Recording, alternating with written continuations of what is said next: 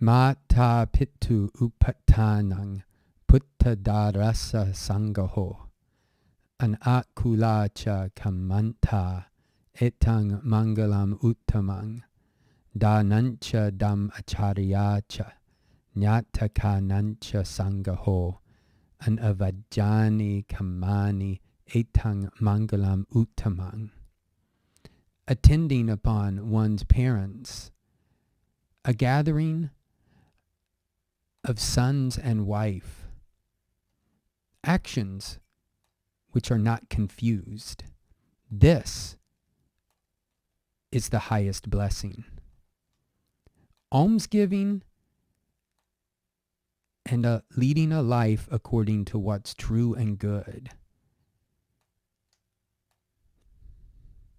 A gathering of relatives. Blameless deeds. This is the highest blessing. So yes, we are attempting 2 entire verses today.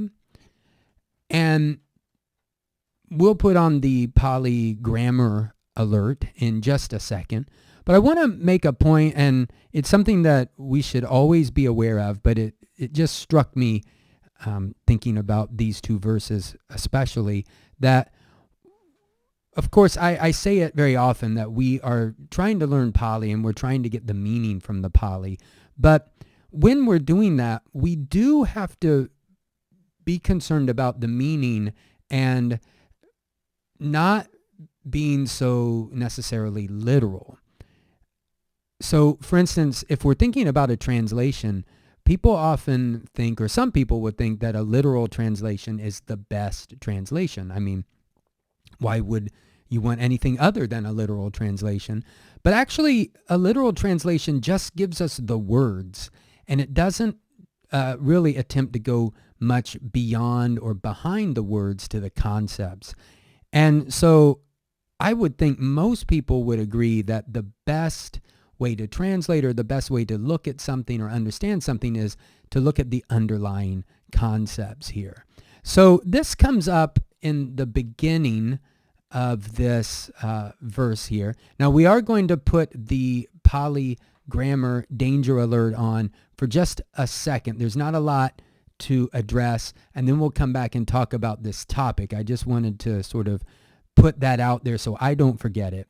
So Pali grammar danger alert in effect now. We have mata pittu. This is a Devanda compound. If this were broken up, I think we would expect matu cha pittu cha. Those are both genitives. Here we have just the final member is in the genitive. That is very often the case in compounds. It's really the last member, the final member, is the one that retains the case. It's not always the case, but it is normally, I think that's what we can be on the lookout for. So this is genitive, and then we have this word here, upattanang. This is waiting upon, or the attending to. I suppose in that case it could be like the dative, if we wanted to read it that way, maybe. So that might be better. These forms are the same. So that takes care of this one. Genitive or dative is what I should say. So then we have in the next, and I should say this is our nominative here. So this is our nominative, and this is depending upon this. Here we have another nominative, and then, which means like a collection or a gathering of. And then this is also Devanda. So we would expect that this would be a collection of, this is Dada, a wife, and sons, something like that. If we split it apart, Putasa cha, Darasa cha. But again, the final member keeps the case ending and the other just has the stem ending. Here we have kamanta. This is like sama kamanta, right action. This is the plural.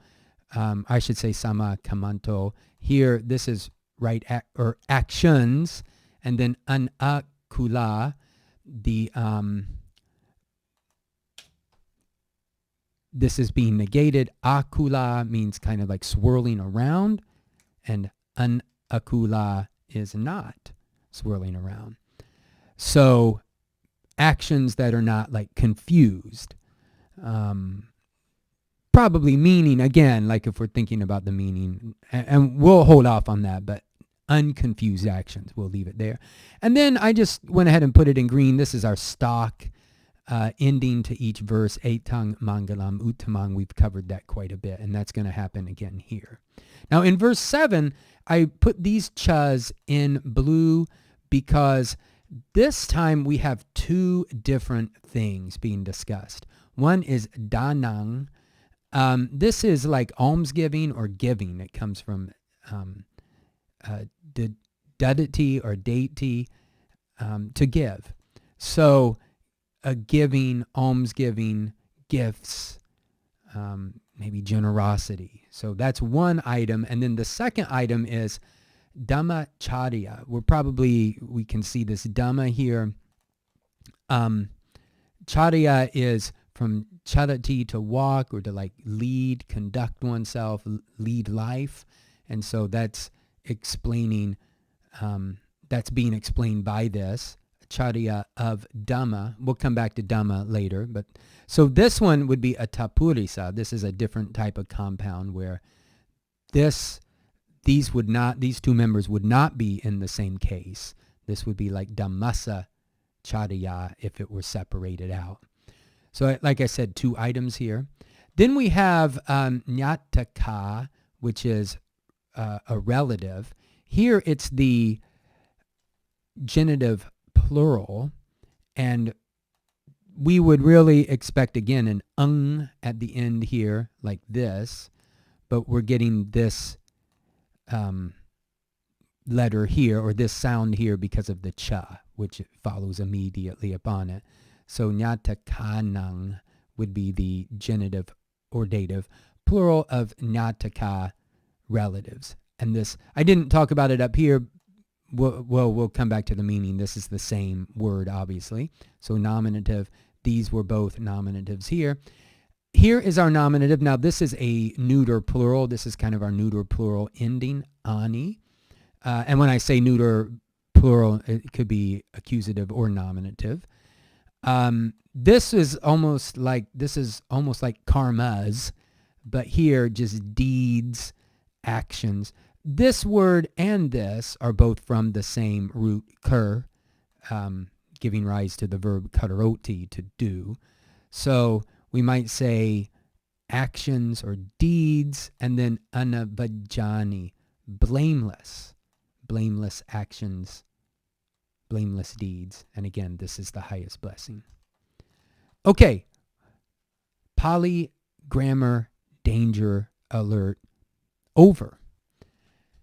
So what I was saying before is that it's very important when we understand or talk about, or certainly if someone's going to translate, that we really need to think about the meaning, the concept, and not just the literal words. So here's a good example to start with.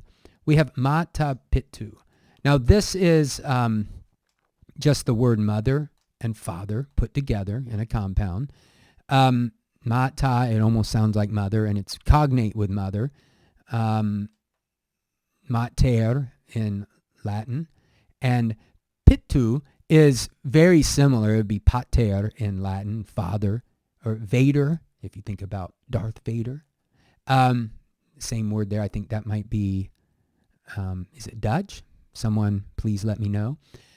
So if we keep this literal, if we just say waiting upon it, I want to talk about this word in a minute. I probably should have done that first.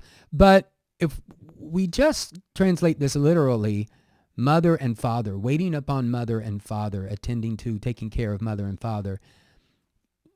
Again, that's very literal, but what is a mother and father? It's one's parents. And it's very possible that people don't have a mother and father. Maybe they've had people stand in, maybe grandparents are raising someone. Maybe the mother and father have sadly died, or maybe they've just shirked their duties and run off or something. And it's also possible that people have stepfathers and stepmothers, or two fathers or two mothers. So we just have to kind of understand what this is talking about. And I don't think anyone would make this claim, but if we say attending upon mother and father is a blessing, there could be someone who would come along and say, well, it doesn't say mata mata, or, it doesn't cover every case. I think this is poetry. It's a condensed style, obviously. So we have to understand, again, the meaning. And this is waiting upon the people who've raised you, who've taken care of you. And that's the meaning here. Now, upatanang, this upa means close to, and in this case, it really just means upon. And this tanang is cognate with the word stand. So standing near mother and father, standing near one's parents, waiting upon one's parents is what this means. This upa, by the way, is the same upa that we find in Upanishad. And in Pali, the verb would be upanisidati, to like sit close to, which is what the Upanishad is, sitting close to the master to hear the teaching, or sitting near the rishis to hear the teachings. So likewise, we have to translate kind of here in this next section. A sangaho is like a collection or an assembly, has a lot of meanings. Really, to be honest, we might just say having in this case. And then we have putta and darasa. Darasa is the genitive of dara, a wife, and then we have putta, sons. But, and this is just something we have to get used to when we deal with languages and cultures from 2,500 years ago. When we talk about a mixture of genders in the plural, masculine will take precedence over feminine. So this could, again, literally, it would be like wife and sons, but it could be wife and offspring, wife and sons and daughters. So, and, of course, keep in mind, too, that wife doesn't necessarily, it could be husband.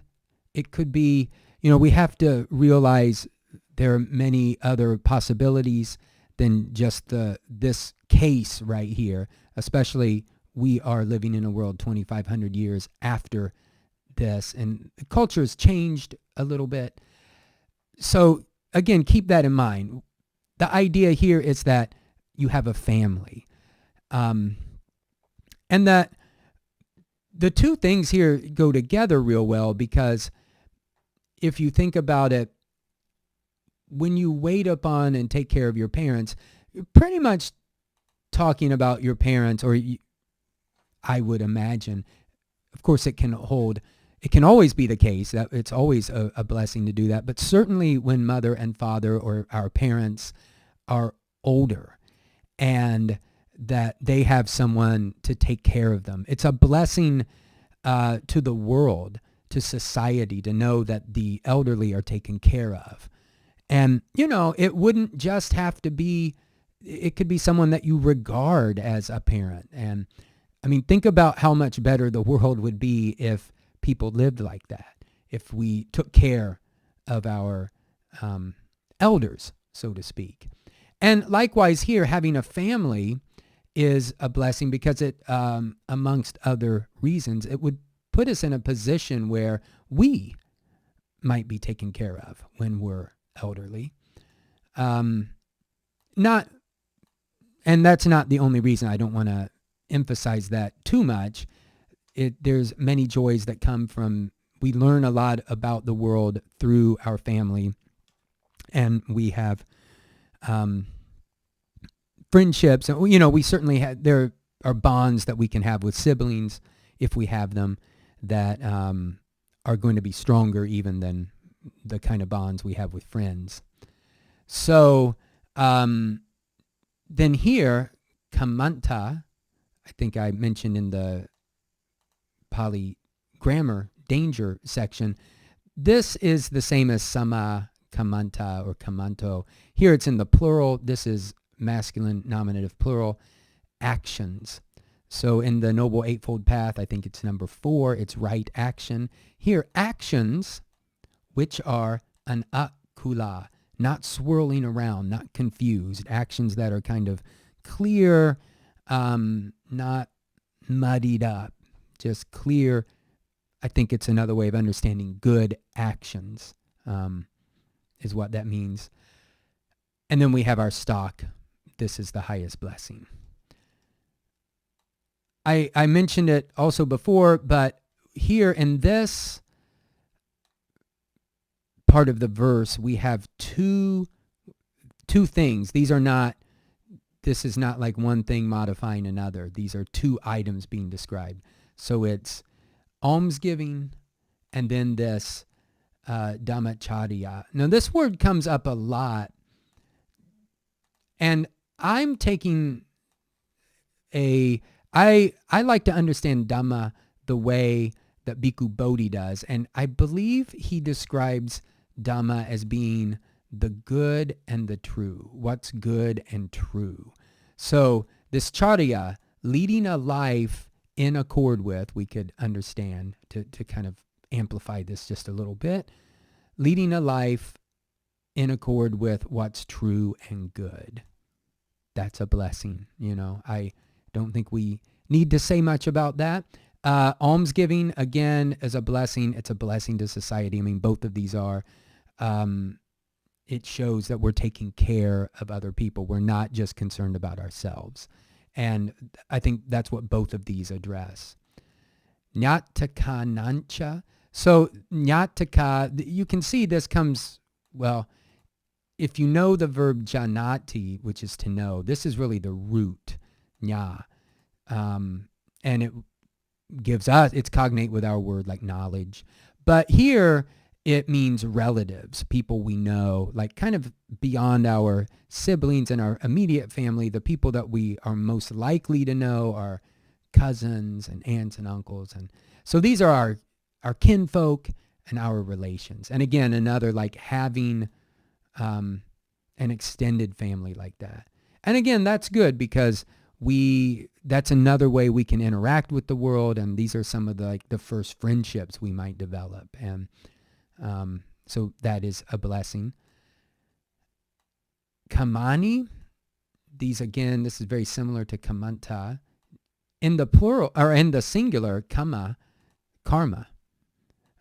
So here, this is the plural, not really karmas, but deeds, actions, and then this is we find this a lot being discussed in Buddhism, not blameworthy, not blamable.